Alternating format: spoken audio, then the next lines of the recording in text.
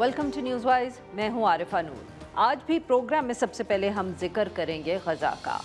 अब जैसे कि पिछले हफ्ते भी हम बात करते रहे कि अमेरिका की तरफ से प्लान आ गया, मुसलमान ममालिक जो हैं जिसमें ख़ास तौर पे जो गल्फ़ के ममालिक हैं और उसके अलावा पाकिस्तान, इंडोनेशिया,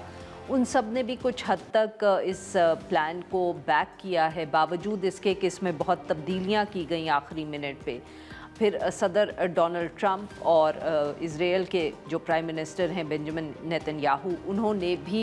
इस प्लान को इन अ वे एक्सेप्ट किया। खैर अमरीकी सदर का तो ये प्लान था, इजरायली प्राइम मिनिस्टर ने उसमें तब्दीलियाँ करवा के उसको एक्सेप्ट किया।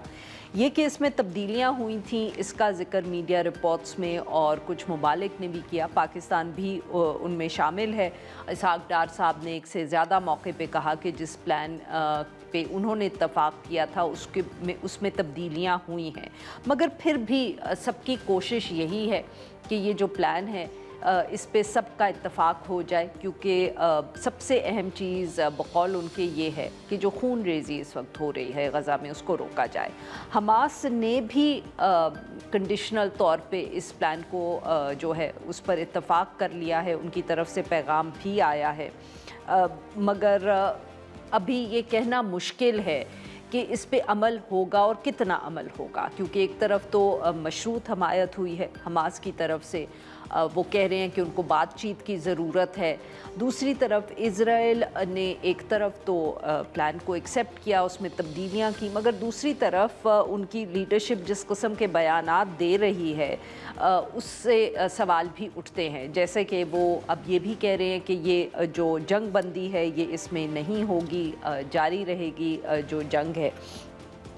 अब देखना ये है कि ये मामला जो है ये कहाँ तक पहुँचता है। क्या सचमुच इसमें न सिर्फ जंग बंदी होगी बट जो 2 स्टेट सलूशन है उस तक कहीं बात जाएगी? क्या मुसलमान ममालिक को फोर्सेस जो हैं वो गज़ा में भेजने पड़ेंगे और उसके ऊपर इत्तफाक भी सबका हो जाएगा कि वो कैसे ऑपरेट करेंगे? और इसके साथ साथ हम जिक्र करेंगे फ्लोटिला का, जो गया गज़ा की तरफ इमदाद लेके, जिसको रोका गया इजरायली फोर्सेस ने। उस पे जो लोग सवार थे उन सबको कैदी बनाया। काफ़ी हद तक अब इतलात यही आ रही हैं कि लोग डिपोर्ट हो गए हैं। पाकिस्तानी जो हुकूमत है वो भी कोशिश कर रही है, क्योंकि सेनेटर मुश्ताक जो हैं जमात इस्लामी से जिनका ताल्लुक़ है, सेनेट का के मेंबर रहे हैं, वो भी उस फ्लोटिला पे शामिल थे। ये सब इश्यूज़ हैं और इन पे बात करने के लिए आज हमारे साथ मौजूद हैं अदील मलिक साहब, एसोसिएट प्रोफेसर हैं, ऑक्सफोर्ड यूनिवर्सिटी से वाबस्ता हैं। Welcome to the show professor साहब। जी अदील मलिक साहब, सर ऑब्वियसली जैसे कि सब यही बहुत से जो कयासराई हो रही थी कि हमास शायद कबूल नहीं करेगा इस प्लान को, मगर उनकी तरफ से जो पहला पैगाम आया वो तो कदरे हम कह सकते हैं कि हौसला अफजा है। उन्होंने मशरूत तौर पे इसको एक्सेप्ट किया है। अब सवाल ये उठ रहा है कि जंग बंदी जो है उसकी तरफ अभी तक इज़राइल ने कोई कदम नहीं रखा। सो अब सबकी नज़रें हम कह सकते हैं इज़राइल पे हैं, पर सवाल ये है कि क्या अमेरिका उन पे ये दबाव डालेगा कि वो जो इस वक्त हमले कर रहे हैं इस वक्त फ़लस्तीनियों पे गज़ा में, वो रोकेंगे? बहुत शुक्रिया आरफा। मेरे ख्याल में जिस तरह आपने फरमाया कि ये बड़ी एक खुश आइन बात है कि हमास ने बड़े तदब्बर के साथ मेरे ख्याल में जो रिस्पांस दिया है, जिसमें उन्होंने एग्री किया है, ताकि जो इसराइल ये तासुर फैलाता है कि हमास अमन नहीं चाहता, तो अब हमास ने जो अपना रिस्पांस है उसमें फौरी तौर पे कहा कि हम अमन की तरफ जाएंगे, हम प्रेसिडेंट ट्रंप के प्लान को भी अप्रूव करते हैं, और साथ साथ उन्होंने ये भी कहा कि इंटरनेशनल लॉ के तहत और जो फ़लस्तीनी अथॉरिटी है, पैलेस्टीनियन अथॉरिटी है, जिसके साथ उनका इख्तलाफ रहता है, उसको उन्होंने उसमें शामिल किया और कहा कि हम एक बड़ी अरेंजमेंट का हिस्सा होंगे कि जिसमें Hamas will be part of the larger Palestinian organisation. तो एक तरह से उन्होंने बॉल ट्रंप के और नेतन्याहू के कोर्ट में फेंक दिया, और आपने देखा कि ट्रंप साहब जो भी है वो अमेरिका में खासकर اور یورپ میں بھی جو عوام کا مزاج ہے وہ بہت تیزی سے تبدیل ہو رہا ہے، بہت زیادہ پریشر ہے ان تمام ممالک میں کہ بھئی اب اس کو جنگ کو ختم کریں، روکیں۔ تو وہ پھر ٹرمپ کے ہاتھ میں ایک بڑی اچھی اپرچونٹی آ گئی کہ بھئی اب تو حماس نے مان لیا، اب ہم جائیں نیتن یاہو پہ اور اس کے اوپر پریشر ڈالیں۔ اب کیا نیتن یاہو صاحب اس کو ایکسپٹ کرتے ہیں کہ نہیں؟ میرے خیال میں شارٹ آف ڈس آرمامنٹ، جو بنیادی طور پہ غیر مسلح کیے بغیر اسرائیل اس کے اوپر نہیں آئے گا، اور وہ حماس کے لیے غیر مسلح ہونا ایک تھوڑا سا مشکل عمل ہوگا۔ میرے خیال میں وہ اس کے اوپر بہت آسانی سے مانیں گے نہیں۔ دوسری چیز یہ ہے کہ جو نیتن یاہو کا جو پلان انٹرنل، جو ابھی مڈل ایسٹ آئی کی بھی ایک سٹوری آئی ہے، اس میں بڑا کلیئرلی ڈسکرائب کیا گیا ہے کہ کیسے دو طرح کی لائنز بنائی جائیں گی، ایک یلو لائن ہوگی اور پھر ایک ریڈ لائن ہوگی، اور جو جی ریڈ لائن ہے وہ اس کے اوپر اسرائیلی فورسز آلریڈی موجود ہوں گی، اور درمیان میں ایک بفر ہوگا، اس بفر کے بعد جو انٹرنیشنل فورسز ہیں وہ اس کا انتظام سنبھالیں گی۔ تو یہ کافی سارے اس میں سٹیپس ہیں، اور اسرائیل کی یہ کوشش ہوگی کہ دنیا میں تاثر بھی جائے کہ ہم امن چاہتے ہیں، لیکن اپنا جو کنٹرول ہے وہ رکھیں گے۔ اور اس کے لیے آپ کو اگر پیچھے جائیں تو آسلو پیس پروسیس میں ایگزیکٹلی انہوں نے ایسے کیا، انہوں نے عالمی برادری کو یہ تاثر بھیجا کہ ہم امن کے ساتھ ہیں، لیکن سیٹلمنٹس پھر بھی بڑھتی رہیں،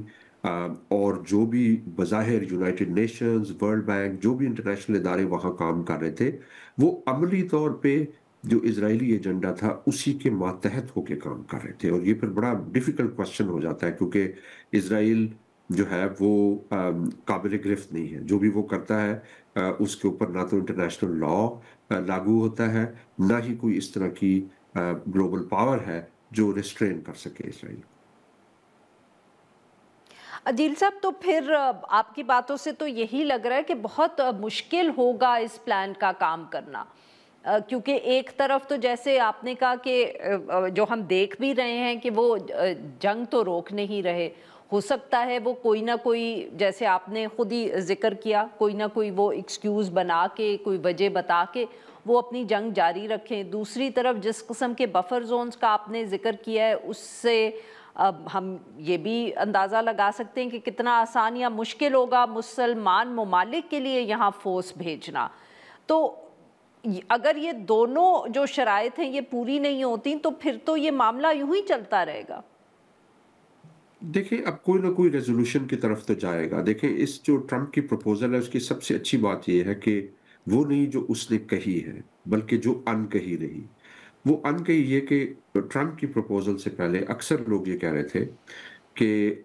بلکہ ٹرمپ صاحب نے خود بھی کہا کہ بھی یہاں ریئل اسٹیٹ کا بنے گا، اور ہو سکتا ہے کہ اسرائیل اس کے اوپر مکمل قبضہ کر لے، غزہ کی پٹی پہ مکمل طور پہ اس کا قبضہ ہو جائے اور وہ سب کو بے دخل کر دے۔ تو اب وہ کرنا تو بہت مشکل ہو گیا کہ اب جو پروپوزل سامنے آئی ہے اس کے تحت آپ کو کوئی نہ کوئی اختیار ٹرانسفر کرنا پڑے گا، اور کوئی نہ کوئی ایک عملی صورت کی طرف قدم اٹھانا پڑے گا۔ دوسری بات یہ ہے کہ اسرائیل کے لیے بھی جو کاسٹ ہے وہ بڑھ رہی ہے آئے دن کے ساتھ۔ اگر آپ نے دیکھا ہو یہ جو ہفتہ اور اتوار گزرا ہے، اس میں اتنے بڑے بڑے پروٹیسٹ ہوئے ہیں، یعنی میلان میں، بارسلونا میں، لندن میں، جی پیرس میں، اور یہاں نیدرلینڈز میں بھی، کہ اس کی نظیر نہیں ملتی۔ خاص طور پہ جو فلوٹیلا کا قصہ ہوا اس کے بعد مزید اس میں بڑھاوا آیا ہے ان پروٹیسٹ میں۔ تو آہستہ آہستہ جو سٹریٹ ہے، ویسٹرن سٹریٹ ہے، اس کا پریشر بڑھ رہا ہے، اور اس کو مکمل طور پہ کوئی بھی لیڈرشپ اگنور نہیں کر سکتی، اور اسرائیل کے اندر بھی آوازیں اٹھ رہی ہیں کہ اسرائیل نے وہ لوز کر دیا۔ تو الٹیمیٹلی کوئی ایگزٹ اسٹریٹجی تو چاہیے ہوگی، لیکن میرے خیال میں جہاں معاملہ اٹکے گا بھی وہ یہ کہ شاید ہاسٹیجز جو ہیں وہ زندہ یا جو مردہ ہے وہ ایکسچینج ہو جائے، لیکن جو ڈس آرممنٹ ہے، یعنی کہ اسرائیل، یہ جو حماس ہے وہ غیر مسلح ہو جائے، وہ ایک بہت بڑا ہدف ہے اسرائیلی حکومت کا۔ میرے خیال میں اس کے اوپر کافی زیادہ یعنی بیک اینڈ فورتھ ہوگی، اور اس میں تھوڑا وقت لگے گا اس پوری چیز میں۔ عدیل صاحب، اگر میں آپ کی بات صحیح سمجھی ہوں تو آپ یہ کہہ رہے ہیں کہ دباؤ اسرائیل پر بھی ہے، دباؤ امریکہ پر بھی ہے، اس کی وجہ سے جو ہاسٹیجز ہیں ان کا ایکسچینج تو غالباً ہو ہی جائے گا، مگر اس کے بعد آگے کون سے قدم لیے جائیں گے یا نہیں لیے جائیں گے اس پہ کچھ کہنا مشکل ہے۔ یہ بالکل صحیح کہہ رہی ہیں آپ، اور اس میں ایسے ایک تو یہ ہے کہ جو غیر مسلح ہونے کا ہے عمل وہ کافی ڈیفیکلٹ ہوگا حماس کے لیے۔ اس کے علاوہ یہ جو انٹرنیشنل ٹرسٹی شپ کا ذکر ہو رہا ہے کہ بھئی ہم ایک بڑی بڑی ایڈمنسٹریشن کے اندر رکھ دیں گے، اس میں دو باتیں جو ہیں وہ بڑی قابل گرفت ہیں اور زیادہ اس کے اوپر بحث ہو رہی ہے۔ ایک تو یہ کہ جو ٹونی بلیئر صاحب کا نام آیا ہے وہ میرے خیال میں نہ صرف یہ کہ مسلمان ممالک میں شاید اتنا قابل قبول نہ ہو، بلکہ ویسٹ کے اندر بھی آوازیں اٹھ رہی ہیں۔ اب میں آکسفورڈ میں ہوں، بڑی بڑی اخباروں میں کافی زیادہ چھپا ہے کہ بھئی یہ تو چلے ہوئے کارتوس جی ہیں، انہوں نے عراق وار کے اوپر بھی کیا۔ اور جو دوسرے دو حضرات ہیں سٹیو وٹکاف اور جارڈ کوشنر، دونوں بہت قریب ہیں جو زائنسٹ لابی کے ساتھ، اور دونوں کا کوئی بیک گراؤنڈ ڈپلومیسی میں نہیں ہے۔ جارڈ کشنر بھی اور سٹیو وٹکاف بھی دونوں ریئل اسٹیٹ پراپرٹی اس کے ان کا کوئی ایسا تجربہ نہیں ہے کہ وہ انٹرنیشنل لا ریگولیشنز ڈپلومیسی کو وہ ڈیل کر پائیں۔ تو یہ جو ایک چیز ہے یہ تھوڑی سی اس کے اوپر بحث ہو رہی ہے۔ دوسری چیز جس پہ بحث ہو رہی ہے وہ یہ ٹرسٹی شپ کا کانسیپٹ ہے، اور یہ جو کانسیپٹ ہے جی یہ بنیادی طور پہ مینڈیٹ جو پاورز تھی، خاص طور پہ جب نوآبادیاتی نظام کا خاتمہ ہونا شروع ہوا تو بہت سارے ممالک کو آزاد نہیں کیا گیا بلکہ ان کو ایک مینڈیٹ کے تحت چلایا گیا اور پروٹیکٹریٹس کے تحت چلایا گیا، اور وہ اس کا مطلب یہ تھا کہ شاید یہ ابھی بہت چھوٹے ہیں، ابھی مکمل طور پہ آزاد نہیں ہو سکتے، چنانچہ آپ ان کو ایک مرحلہ وار طریقے سے آگے لے کے جائیں۔ لیکن وہ ایک بیسکلی کلونیل یا نوآبادیاتی نظام کا ایک حصہ ہے یہ جو ٹرسٹی شپ ہے، جو بہت مشکل بنا دیتا ہے کہ آپ ابھی تو بہت زیادہ پریشر ہے تو اس پریشر میں آپ تیزی سے ٹرانسفر کریں پاور ایک انٹرم اتھارٹی کو، لیکن اس انٹرم اتھارٹی سے واپس پاور ٹرانسفر ہو پیلسٹینین اتھارٹی کی، وہ بہت مشکل عمل ہوگا، اور اس کے اوپر بھی اسی طرح کی ایک سٹیٹس کو جو ہے وہ بننے کا خطرہ ہے۔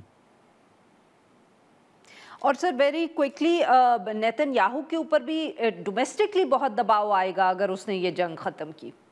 کیونکہ ان کی گورنمنٹ میں ایک رائٹ ونگ ایلیمنٹ بہت زیادہ ہے جو چاہتے ہیں کہ یہ جنگ جاری رہے۔